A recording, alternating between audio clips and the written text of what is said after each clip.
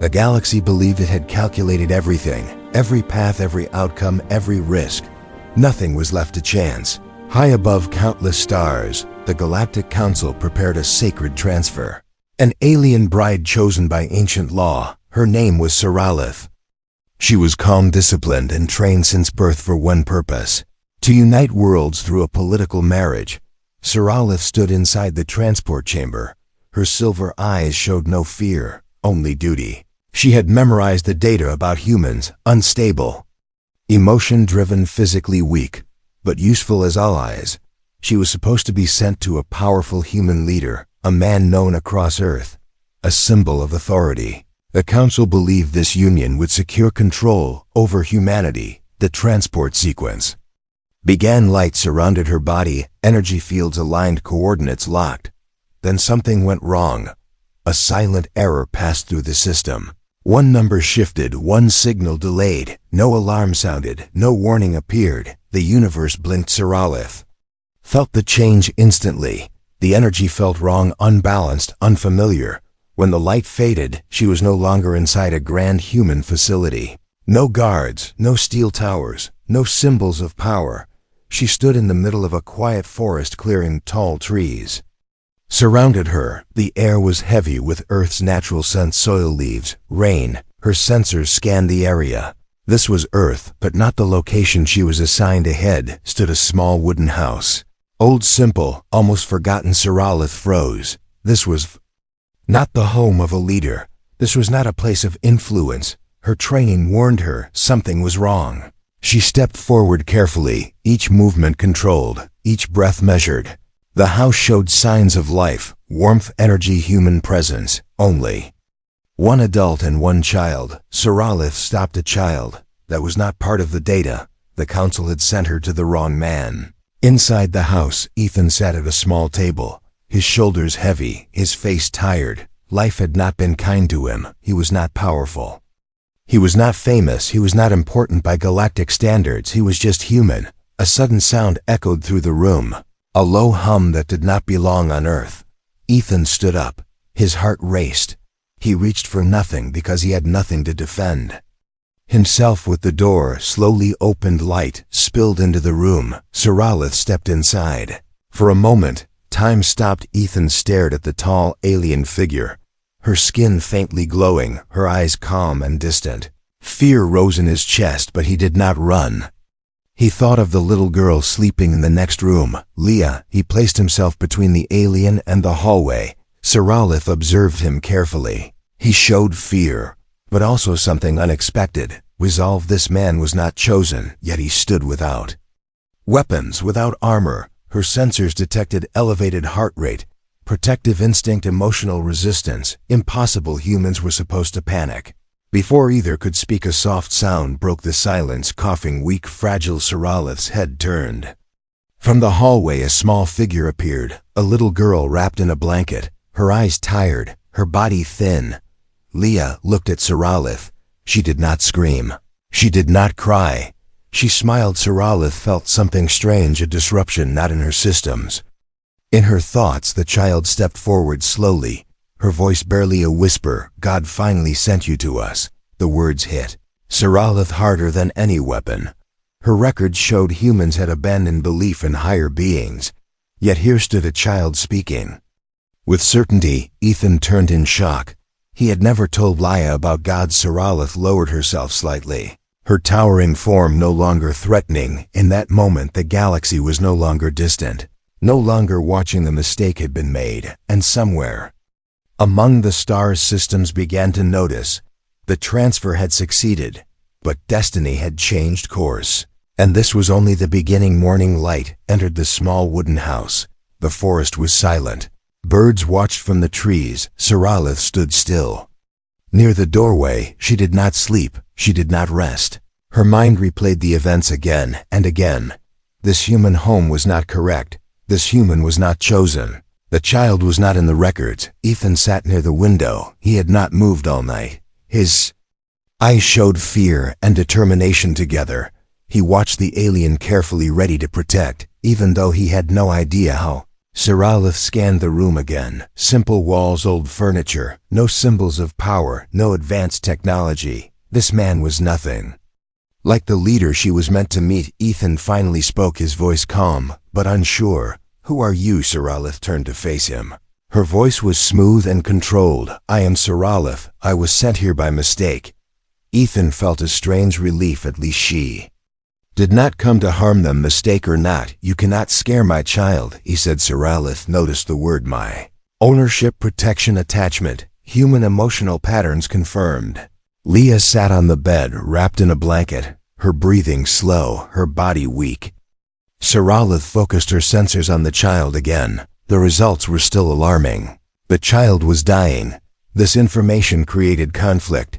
The mission did not include compassion, but her body reacted anyway. She stepped closer to Leah, slow and careful. Ethan moved instantly. He placed himself between them. "Do not touch her," he said. Siralith stopped. She respected the boundary. "I will not harm her." Ethan studied her face. There was no threat in her eyes, only confusion. "Why?" as he asked. "Why my house?" Siralith answered truthfully. "The universe made an error." This answer did not satisfy Ethan, but he accepted it. Leah opened her eyes. She looked directly at Siralith. "You are shiny," she said softly. Siralith lowered herself, so she was closer to the child level. "Yes," she replied. Leah smiled again. "You are not scary." That sentence caused another disruption. Siralith had been feared by many species, never welcomed by a human child. Ethan watched this interaction. His heart felt heavy. Hope and fear mixed together. He remembered the night he found Leah, alone, cold, abandoned, sick. He did not save her because he was strong. He saved her because no one else would. Siralith observed these memories through subtle cues, tone, body language, breathing. This man was broken, yet he protected. She understood something important. Humans did not need power to be dangerous. They needed a reason.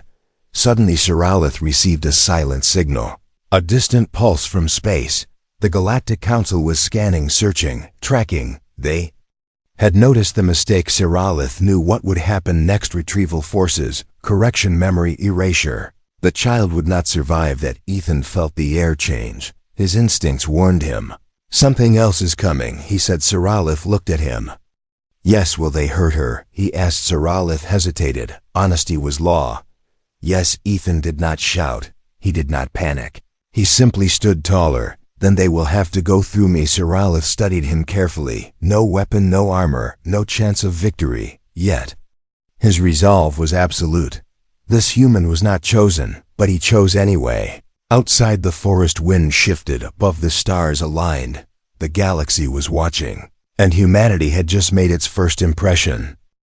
The forest was quiet again, but the silence felt different, heavier, as if the world itself was listening. Siralith stood near the window. Her eyes focused on the sky. Invisible signals moved around her. Data streams, warnings, orders. The Galactic Council had found her. Inside the house, Ethan sat beside Leah.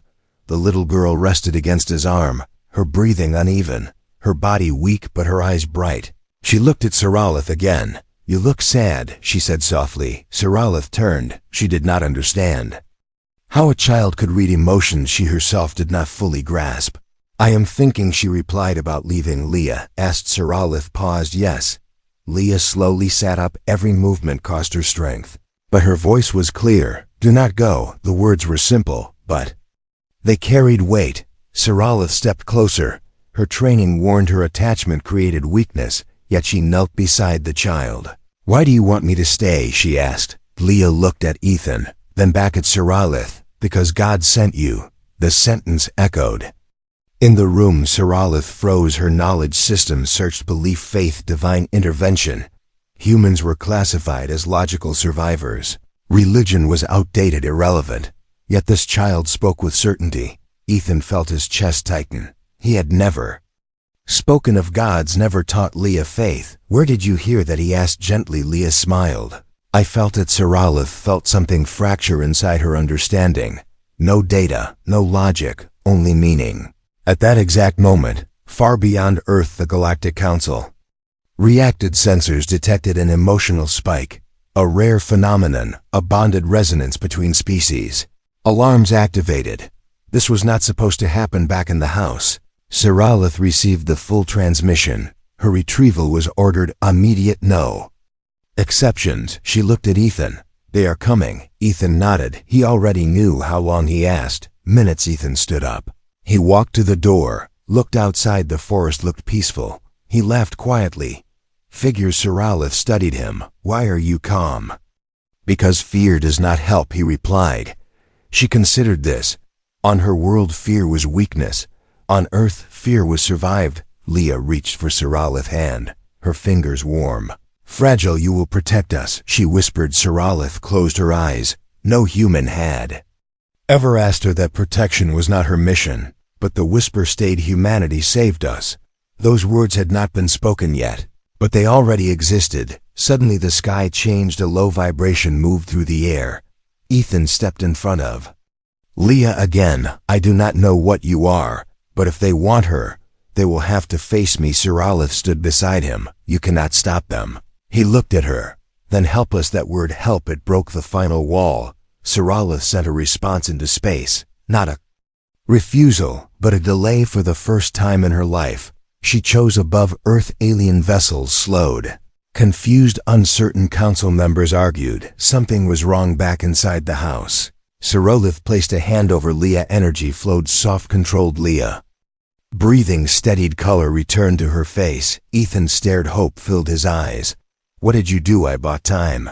Siralith said. Leah smiled again. See, God knew. Siralith looked at the child, then at Ethan. Maybe your God is called humanity, she said. Outside, the forest wind rose. Above the stars, something ancient shifted. The galaxy had heard the whisper, and it would never forget it. Air above the forest began to change, not with sound, but with pressure. Siralith felt it first. Her senses warned her. Long before anything could be seen. They are here. Ethan looked up through the window. The sky was still blue, the trees still green. Nothing looked different, yet his instincts screamed. Leah held his hand tightly. Her small fingers trembled. Ethan knelt beside her. No matter what happens, stay behind me. Siralith stepped forward. She moved past Ethan, positioning herself between the house and the sky. This place is not protected, she said. They will appear without warning, as if summoned by her words. The light above the trees bent. The sky folded in on itself. Reality thinned. Then they arrived. 3 alien enforcers materialized in the clearing. Tall, armored, cold, perfect. Their eyes locked onto Siralith. Instantly, you are out of position. Return. For correction. Their voices carried no emotion. Ethan stepped forward. His heart pounded. His legs felt weak. She is not going anywhere, he said. The enforcers turned their gaze toward him, analyzing, judging. Primitive, insignificant, move aside, human. Ethan did not move. Leah peeked from behind him. Fear filled her eyes, but she stayed silent. Siralith watched Ethan carefully. This man knew he could not win, yet he stood. She spoke calmly. This transfer resulted in anomaly. Correction is required. One enforcer replied, correction will terminate the child. Silence followed. The enforcers paused, not because they cared, but because they calculated. The child was not part of the mission. Acceptable loss.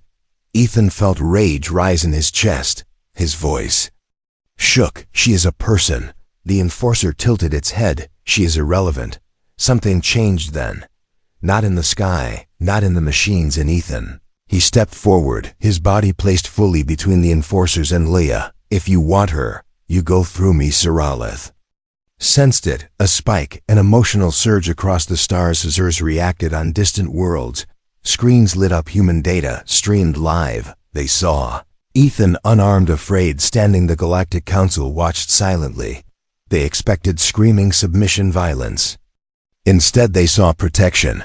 Ethan spread his arms, a useless gesture against advanced weapons. But he did not know that, or he did not care. Siralith spoke again, her voice stronger. This human demonstrates bonded defense. The enforcers hesitated. Bonded defense does not change protocol. Ethan looked back at Leah. She nodded at him, as if telling him it was okay. That broke him. He turned back. I will not move. The forest wind picked up. Leaves rustled. The world seemed to hold its breath, Siralith felt. Something impossible pried. She stepped beside Ethan, not in front.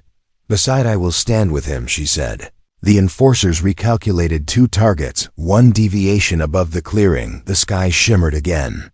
A larger presence watched now, the council itself. They analyzed the data, heart rate, body language, neural signals, fear. Yes, but also something stronger. Love, a concept difficult to measure, dangerous to ignore. The council members exchanged silent signals. This was not expected, Ethan whispered without. Looking at Siralith, why are you helping us? She answered quietly, because he chose you. Because she believed in you. Because humanity does not retreat when the innocent stand behind them. The enforcers lowered their weapons, slightly confused orders. We're unclear. For the first time, protocol did not have an answer. The council issued a pause, observation only. The enforcers stepped back. Ethan did not relax. Not yet. Siralith looked up at the sky. You are watching, she said, and now you understand. Back inside the house, Leah smiled faintly. They did not take you, she whispered. Not today, Siralith replied. The galaxy had watched humanity, and humanity had surprised it. This was no longer a mistake. It was a test, and humanity had passed the first. 1. The clearing remained frozen in time. The alien enforcers stood at a distance, waiting, watching. Ethan lowered his arms, slowly, not in relief, but in exhaustion. Siralith could sense the strain in him. His body trembled, not from fear, from holding it. Leah was taken back inside the house. Siralith followed. The enforcers did not stop them. The council had ordered observation. Inside the house, the silence returned. But it was heavier now. Ethan sat on the floor beside Leah. He brushed her hair gently. You should rest, he said. Leah nodded, her eyes slowly closing. Siralith scanned her again. The child condition was still critical. Time was running out. Ethan looked up. Can you save her? The question was quiet, but it carried everything. Siralith hesitated.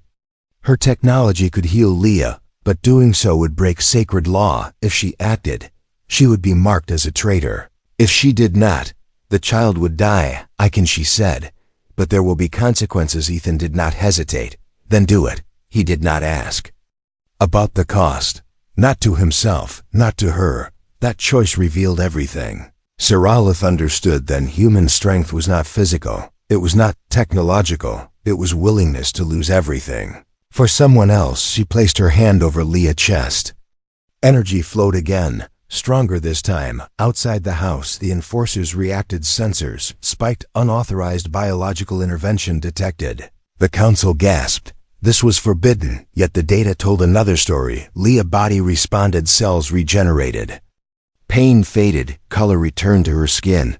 Ethan felt tears fall. He did not hide them. He held Leah's hand. You are okay. You are okay. Leah smiled weakly. I told you, she said. Humanity saved us. Those words traveled farther than any signal across the galaxy. Observers felt something unfamiliar. Hope. The council argued fiercely. Law against outcome, protocol against result. This human had changed an alien. This alien had changed fate. The enforcers received new orders. Stand down. They withdrew completely, leaving the clearing empty. Siralith felt the shift immediately. They are reconsidering, she said. Ethan looked at her. Why does it matter what they think? Siralith met his eyes. Because they fear what you represent. He shook his head. I am just a man. She replied, no, you are proof. That answer stunned him. Siralith turned her gaze inward, for the first time questioning her own people. A civilization that called itself advanced, yet feared compassion. Outside the forest, the sky cleared, stars visible. Even in daylight, the council broadcast a temporary message. Observed humanity demonstrates high emotional resilience, unexpected moral resistance. Further analysis required. Those words would be recorded in history. Leah slept peacefully now, her breathing steady. Ethan leaned back against the wall, completely drained. Why did you choose us? He asked. Siralith answered honestly, I did not choose you. The mistake did, but humanity proved the universe wrong. The house that once seemed insignificant now stood as the center of galactic attention. No weapons, no armies, just one man, one child, one choice. and the galaxy was no longer the same asterisk. Night fell slowly over the forest. Stars appeared one by one. Watching, Siralith stood outside the house, her eyes fixed. On the sky, signals moved through her mind faster than thought. The council was no longer only observing, they were debating. Arguing divided. Ethan stepped outside quietly. He carried a blanket. He placed it gently around Leia's shoulders as she slept. Near the window, she is resting, he said. For the first time in days, she is not in pain. Siralith nodded, but her expression was tense. They will not ignore this forever, she said.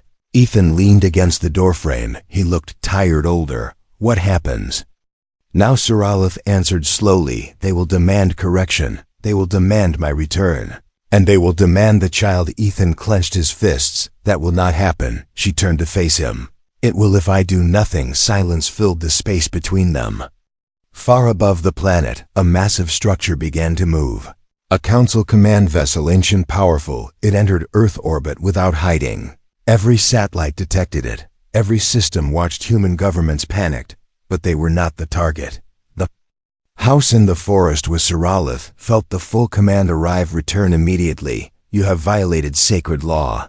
The human child is to be surrendered. The message was absolute. Siralith closed her eyes. Ethan heard nothing, but he saw her reaction. This is it, he said. She nodded. If I return now, they will erase everything that happened here. And Leia. Ethan did not let her finish. Then do not go. Siralith looked at him, really looked. Do you understand what you are asking? He stepped closer. I understand. What I am protecting. Those words sealed it. Siralith made a decision that no alien bride had ever made. She turned her back on the sky. She sent a reply. I refuse. Across the galaxy, silence exploded. The council froze. No protocol existed for refusal. Alarms rang. Red lines crossed. Ancient rules. You will be declared rogue. Your people will abandon you. Siralith replied. Then let them. That moment changed history. Above Earth, the command vessel hesitated, weapons powered, then paused. The galaxy watched. Inside the house, Leia stirred. She opened her eyes. Is she gone? She asked softly. Ethan smiled. No, she stayed. Leia smiled back. Weak but happy. I knew it outside. Siralith felt something new. Fear, yes, but also relief. The council spoke again, their tone no longer unified. You choose a single human child over your civilization. Siralith answered. I choose what you forgot.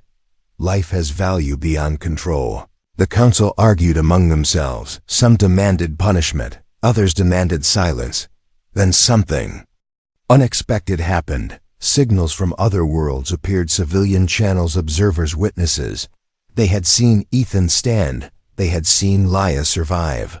They had seen compassion succeed. Alien populations reacted. Confused, inspired protests began on distant planets. Questions asked for the first time. Why do humans protect the weak? Why do they defy fear? Why does it work? The council felt it. Control slipping. They issued a new command. Stand down. All forces hold. The command vessel powered down its weapons. Ethan looked up at the sky. Did we win? Siralith shook her head. No, we changed the rules. That was more dangerous. Siralith knew she could never return home, but she also knew something else. She had found a new one. She stepped inside the house. Walls felt warmer. Now Ethan watched her. What happens to you? She answered honestly. I become something new. Leia reached out from the bed. Her hand small but steady.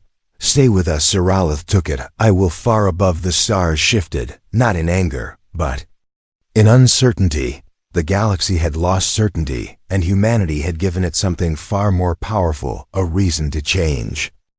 Dawn arrived quietly. Light spread through the forest as if nothing extraordinary had happened. But the universe was no longer the same. Siralith stood at the edge of the clearing, feeling the warmth of a rising sun on her skin, a sensation she had never experienced before on her world. Light was controlled, measured. Here it was free. Behind her, the small wooden house stirred. Life continued, simple, real. Ethan stepped outside carrying 2 cups of warm water. He handed one to her without thinking. The gesture felt natural. Now the council vessel still hovered in the sky, silent, watching. But it no longer felt threatening. Saralith spoke softly. They are listening now. Not commanding, Ethan looked up. So what do they want? She answered. They want to understand inside the house. Leah woke up. She stood on her own feet for the first time in weeks. But standing, Ethan froze when he saw her. You should be resting. Leah smiled. I wanted to see the morning. Saralith knelt in front of her. How do you feel? Better, much better. That single moment sent ripples through the galaxy. Medical systems confirmed it. Human medicine had failed, alien law had forbidden, but compassion had succeeded. The Council finally transmitted one last message, this time. Not as rulers, but as observers, humanity has altered projected outcomes. This union is no longer a mistake. Saralith listened calmly. Then what is it? The reply came after a pause, a beginning. Ethan felt a strange weight lift from his chest. So they will leave us alone. For now. Saralith looked at Leah, and they will remember. Across distant worlds new records were written. Not about weapons, not about conquest, about a human who stood unarmed, about a child who believed, about an alien who chose. The Council made an announcement heard across star systems. Humanity is classified as emotionally resilient, capable of moral defiance, highly influential. Then after another pause, humanity is to be protected. Those words echoed through history. Saralith turned to Ethan. They fear you. He shook his head. They fear what people can do when they care. Leah held both their hands. We are family now. Saralith felt something tighten in her chest, a feeling with no translation. Yes, she said, we are the Council. Vessels slowly retreated, not in defeat but in respect. The sky cleared, the stars returned to their distant places. Earth remained unchanged, but its meaning had evolved. Weeks passed, life settled. Saralith learned human routines, food stories, silence. Ethan learned that strength did not always require force. Leah laughed more, ran more, lived sometimes at night. Saralith would look at the stars, wondering how many worlds were now questioning their own rules. One evening Leah asked, will they come back? Saralith thought carefully. Yes, but not to learn. Ethan smiled at that. Then they are welcome. Saralith realized something important then. The galaxy did not save humanity. Humanity saved the galaxy because it reminded everyone what mattered. The universe had once believed power defined worth. Now it knew better: love, choice, protection. These were human weapons, and they were unstoppable. Far away, the Council archived the final report. A single line written without calculation: humanity saved us, and for the first time the galaxy agreed.